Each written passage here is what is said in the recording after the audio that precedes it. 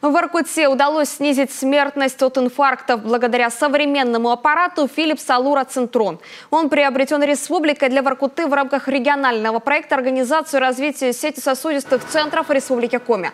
Ангиографический комплекс работает в круглосуточном режиме.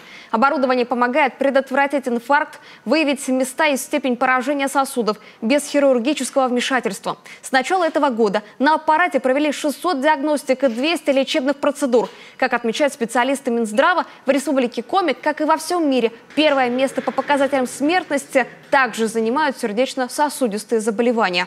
Летальность от заболеваний сердца достаточно высока, и она конкурирует с летальностью от коронавируса. Поэтому заболевания сердечно-сосудистой системы, в частности ишемическая болезнь сердца, называют тихим убийцей. И, разумеется, мы имеем возможность диагностировать и лечить этих пациентов. Для Республики Коми, в частности, для северных районов, эта проблема очень актуальна и очень высока.